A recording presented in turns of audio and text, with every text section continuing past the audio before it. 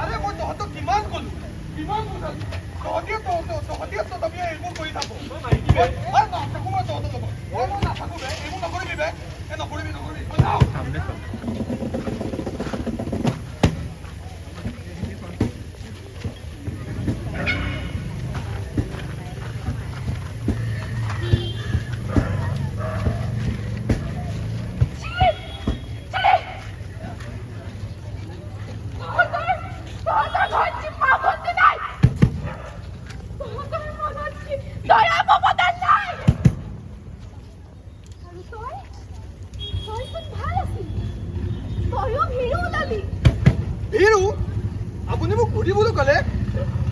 মই অকলে সমাজৰ কাৰণে কি কৰিম মই অকলে সমাজৰ উকিল বনি থাকিব নোৱাৰো মানুহৰ মাজত যদি চেতনা নাথাকে যদি সিহঁতে নিজৰ কৰ্তব্য নুবুজে তেনে মই অকলে কি কৰিম মই অকলে উকিল বনি থাকিব নোৱাৰো বীৰ হ'ব পাৰে কিন্তু যি পুৰুষে নাৰী অত্যাচাৰ তলমূৰ কৰি সহ্য কৰিব সি সবতকে ডাঙৰ অপৰাধী আৰু তোৰ নিচিনা মানুহে যদি এইখিনিতে মাত মাতিলেহেঁতেন তেনেহ'লে চাগে মোৰ নিচিনা হেজাৰ ছোৱালী আজি এইখিনিতে জীৱন গ'লহেঁতেন আজি জনতাই মনবাতি লৈ আন্দোলন কৰিব লগা নহ'লহেঁতেন আৰু এই সৰু সৰু ঘটনাৰ পৰাই এটা ডাঙৰ অপৰাধে পাতনি মেলে আহক চাওক তাৰে প্ৰতিচ্ছবি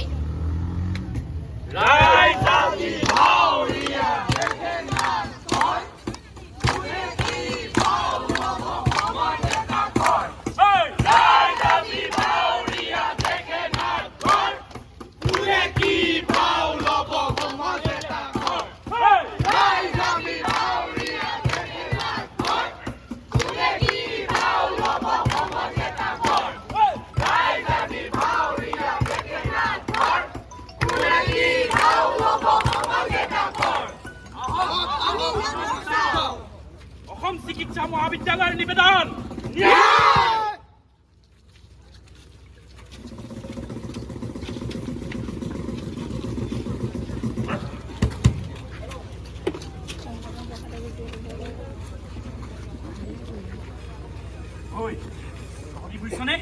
এইবোৰ চবেই ডাক্তৰ বিলাকৰে গাফিলতি একদম কথা কৈছ নিলয়িত চব মানুহখিনি গোটাও নেকি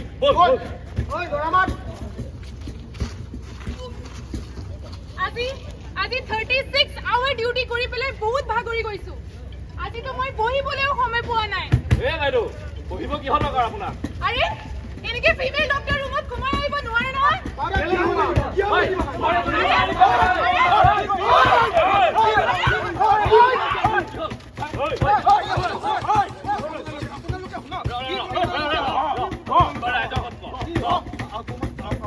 মানুহটো আন্দোলনে অকমান দেৰি কৰিলে সেইকাৰণে মানুহটো আগতেই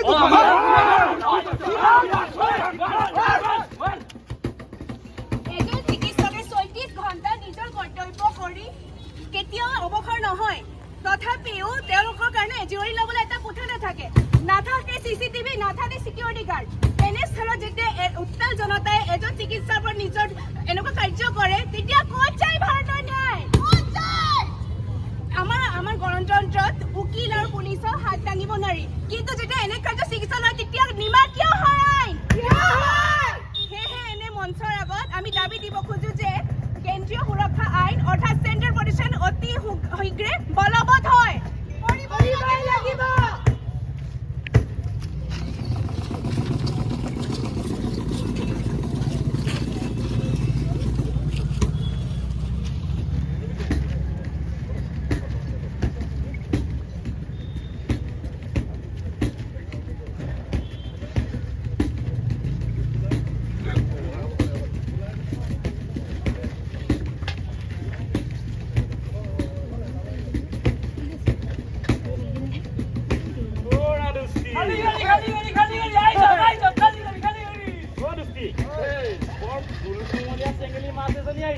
একদম মজা দেখোন গাড়ি নলখাবি কিন্তু ল'ৰাকেইটা কোন কৰা নাই নাও নেকি বাৰু ভাতৰ কাৰণে আমি নামি যাওঁ নেকি দাদা দাদা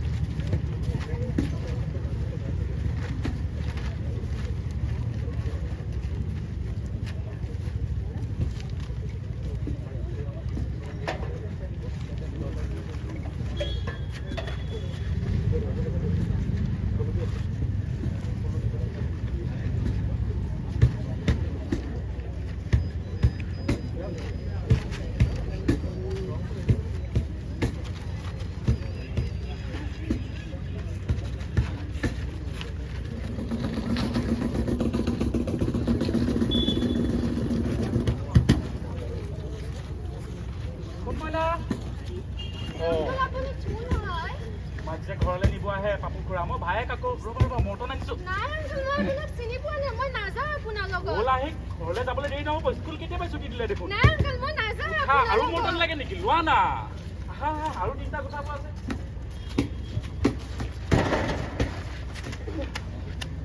সদায়তো ছোৱালীজনী ইমান সময়তে গাড়ীলৈ আহে আজি কিয় ইমান দেৰি অহা নাই আপোনালোকে দেখিছিলে নেকি সৰু ছোৱালী এজনী হাতত ক'লা বেগ এটা লৈ আহে ইমান সময়তে আহে খুৰা আপুনি দেখিছিলে নেকি মই মাক কি উত্তৰ দিম আপোনালোকে দেখিছিলে ছোৱালী এজনী আহে ক'লা বেগ এটা লৈ আহে আপোনালোকে দেখিছিলে নেকি কোনোবাই মই মাক বাপেকক কি উত্তৰ দিম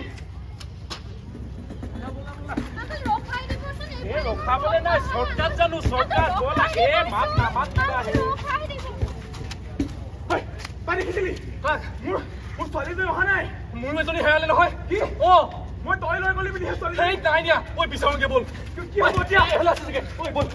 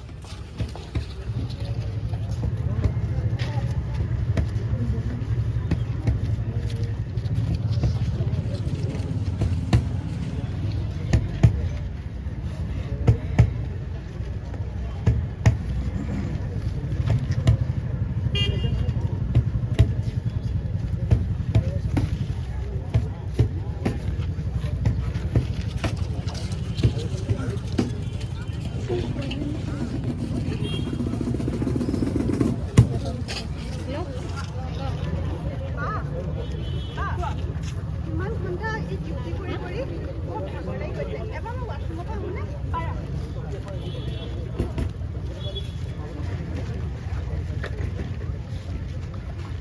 ৱাশ্বৰুমত দেখোন লগেই নাই ইয়াত ক'তো তুমি লগ পাবা ইয়াত তোমাক এনেকৈ এডজাষ্ট কৰিব লাগিব এনেকেই যোৱা এনেকে এই দুজনী কিহৰ ইমান ডিছকাশ্যন কৰি আছা তোমাৰ যে নাইট ডিউটি আছে তুমি গম পোৱা নোপোৱা আজি তাৰ তোমাৰ দাদা মই এতিয়া 36 ঘণ্টা ডিউটি কৰি জাষ্ট চাকৰি হৈছে তুমি মানে চিনিয়ৰক না বুলি কৈছা নাই দাদা মই সেইটো কথা কোৱা নাই মানে মই কৈছোঁ যে মোৰ লগত আছে কোন আৰু তুমি অকলে অকলে অঁ ঐ মুখে মুখে কথা নকবা কিন্তু ডিউটি কৰি আকৌ নাইট ডিউটি না চিচিটিভি না প্ৰপাৰ লাইটিং চিকিউৰিটিও নাই অলপ জিৰাও বুলি ভাবিলোঁ একো ৰুমেই নাই মানে মোক নাইট ডিউটি দিছে কিন্তু এতিয়া কথাটো হ'ল যে ডিউটি কৰাৰ আগত অকণমান জিৰণি লৈ লওঁ বুলি ভাবিছোঁ কিন্তু ইয়াত একো ৰুমেই নাই কি কৰোঁ এতিয়া এনেকৈ এতিয়া চেমিনাৰ ৰুমতে পাৰিছোঁ ইয়াত অঁ চেমিনাৰ ৰুমত পাৰিম জানো এই অলপ দেৰিহে কিবা অঁ তাকেতো অলপ দেৰি জিৰণি লৈ ডিউটি কৰি ন ঘৰত ফোনটো কৰিয়ে লওঁ তুমি এনে টেনশ্যন কৰি থাকে হেল্ল' মা অঁ মোৰ আজিও নাইট ডিউটি কৰি গ'ল মই এতিয়া অকণমান ৰেষ্ট লৈ লওঁ একদম বহুত ভাগৰ লাগিছে মই তোমালোকৰ লগতে কাইলৈ পাতিম হা ঠিক আছে দিয়া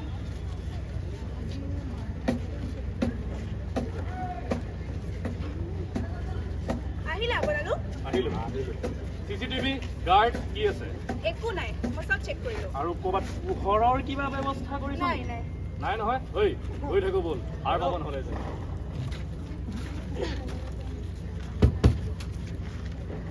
কোন আপোনালোক ইয়াত কেনেকৈ সোমাই এই, এই,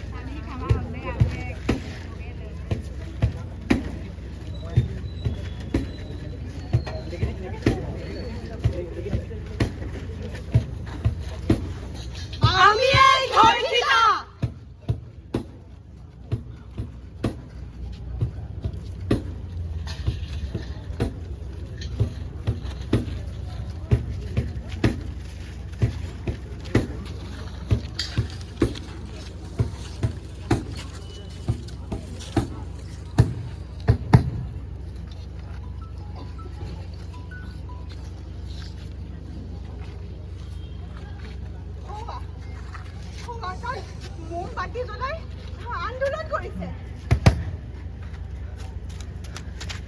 তাতো আন্দোলন হৈছে বাতৰি কাকতত সকলোৰে মোবাইলে মোৰ খবৰ দিয়ক এইবাৰ হয়তো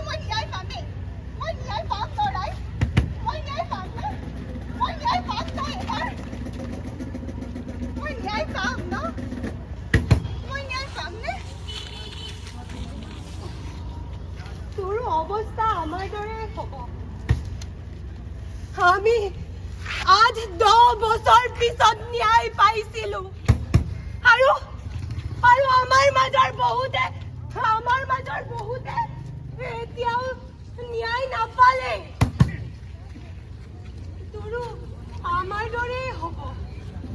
হয়তো দশকৰ পাছত তই ন্যায় পাবি।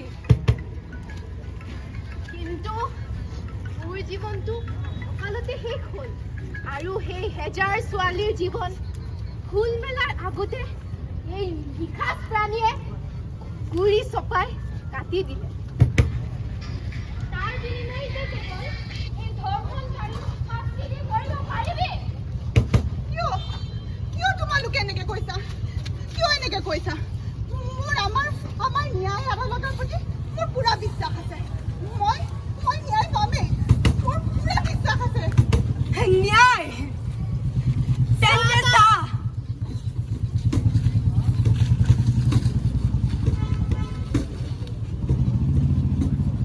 আজিকালি ছোৱালীবিলাকে যিহে চুটিছে কাপোৰ পিন্ধে, দিনে দিনে দেখোন আৰুহে চুটি হৈছে। ইহঁতৰ বলকৰ ধৰে কাৰ হ'ব? কি কৈছে আপুনি? আপোনালোকৰ এনে ঠেক মানসিকতাৰ বাবে আজি আমাৰ সমাজৰ এই অৱস্থা। আৰে সৌ সিদিনা এগৰাকী বুৰ্খা পিন্ধা নাৰীৰ বলাৎকাৰ হ'ল। এগৰাকী এই আপোনাৰ দৰে ৬৭ বছৰীয়া বৃদ্ধাৰো বলাৎকাৰ হ'ল। কণমানি ৮ বছৰীয়া যদিকো নেৰিলে ইতিহাসতে। এই বলাৎকাৰীবোৰে কি বয়স চাই? কি সিহঁতে ধৰ্ম চাই?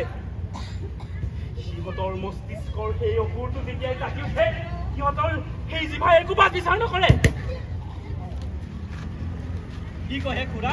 এই ছোৱালীবোৰো কম নহয়, গোটেই ৰাতি ৰাতি অকলে উৰাই ফুৰে। এইবিলাক সিহঁতৰ লগত নহ'লে কাৰ লগত হ'ব? কি কথা কৈছে হে আপুনি? ধৰ্ষণৰ বাবে ছোৱালীয়েই দায়, এয়াই আমাৰ ন্যায়। ধৰ্ষণৰ ভয়ত ছোৱালীয়ে নিজৰ ৰুচি, নিজৰ সপোন সকলো ত্যাগ কৰিবলগীয়া হৈছে। কিন্তু তাৰ সলনি যদি আমি আপোনালোকৰ ঘৰত নিজৰ ল'ৰাবোৰ সৰুৰে পৰাই যদি নাৰীৰ প্ৰতি সন্মান আৰু সকলোকে যদি নিজৰ মাতৃ আৰু নিজৰ ভগ্নীৰ চকু দি চাব শিক্ষা দিলেহেঁতেন, তেতিয়া সিহঁতৰ দৰে হাজাৰ হাজাৰ নাৰীৰ আজি আমি প্ৰাণ ৰক্ষা কৰিব পাৰিলো হয়। এই যুক্তিৰে পুৰুষ সমালোচনাৰ ভুল এৰি দিবলৈ ওলাইছা? তাকেইটা হ'বই নোৱাৰে। নাৰীৰ অত্যাচাৰত নাৰীৰ নিজৰ অৱদান আছে। তুমি সকলোবোৰ পুৰুষ সমাজলৈ ঠেলি দিব নোৱাৰা। কি ক'ম ক? তই ঠিকেই কৈছ। সিহঁতটো মৰিলে সমাজ আৰু পৰিয়ালৰ কলংক লৈ আহিলে। সিহঁতৰ লগত সময় খৰচ কৰি লাভ নাই। কলংকই কৰক বা চেকাই লগাওক, কিন্তু আপোনালোকৰ মই মানসিকতা ভালকৈ গম পালোঁ। যেতিয়া এই অসমৰ ন্যায় ব্যৱস্থাই এই ধৰ্ষণকাৰীসকলক শাস্তি দিয়াৰ ব্যৰ্থ হয়, সেই সময়ৰ মাজত আমাৰ দায়িত্ব হয় যে আমি এই পশুবোৰক সমাজৰ পৰা বৰ্জন কৰোঁ। কিন্তু আমি কি কৰোঁ? আমি এই বীৰসকলক একাষৰী কৰি পেলাওঁ। আৰু এই হৈছে আমাৰ সমাজৰ বিচাৰ। কি বিচাৰ? আমাৰ সমাজৰ বিচাৰ, হয়নে নহয়?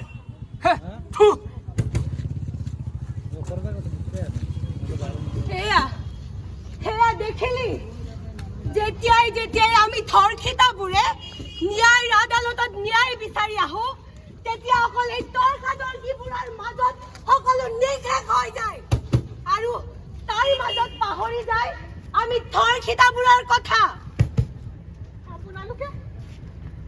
আপোনালোকে কেতিয়াবা ভাবি চাইছেনে কিমান যন্ত্ৰণাৰ মাজত আমি পাৰ কৰিবলগীয়া হৈছে? আপোনালোকে কেতিয়াবা ভাবি চাইছেনে কিমান চিঞৰিছিলো আমি? কেতিয়াবা ভাবি চাইছেনে কিমান যন্ত্ৰণা সহ্য কৰি আমি মৃত্যুক আঁকোৱালি ল'বলগীয়া হয়? কিন্তু আমাৰ ধৰ্ষণ কেৱল এবাৰেই নাই হোৱা। প্ৰত্যেকবাৰে যেতিয়া আদালতত আমাৰ ন্যায়ৰ কথা উত্থাপন কৰা হয়, ধৰ্ষণ হয় আমাৰ সন্মানৰ, ধৰ্ষণ হয় আমাৰ অস্তিত্বৰ, ধৰ্ষণ হয় আমাৰ ন্যায়ৰ। কিন্তু এইবাৰ এইবোৰৰ পুনৰাবৃত্তি হ'বলৈ মই নিদিওঁ। এইবাৰ আপোনালোক সকলোৱে মোক ন্যায় দিবই লাগিব।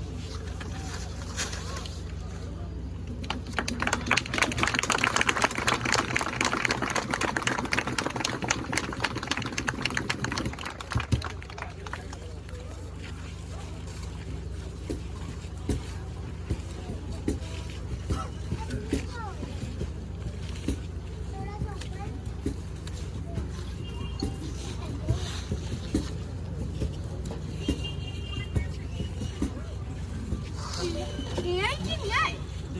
আমি জানো ন্যায় পালো? ধৰ্ষণকাৰীৰ মৃত্যু জানো ন্যায়?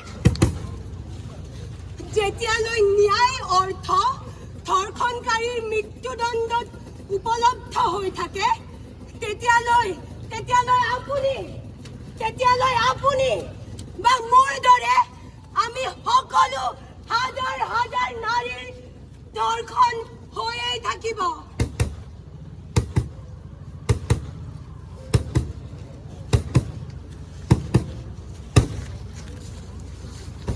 আমাৰ ন্যায় অৰ্থাৎ নাৰীৰ স্বাধীনতা। আমাৰ ন্যায় অৰ্থাৎ নাৰীৰ সতীত্ব ৰক্ষা। আমাৰ ন্যায় অৰ্থাৎ কৰ্মস্থলীত সুৰক্ষিতভাৱে নাৰীয়ে নিজৰ কৰ্ম কৰিব পৰা।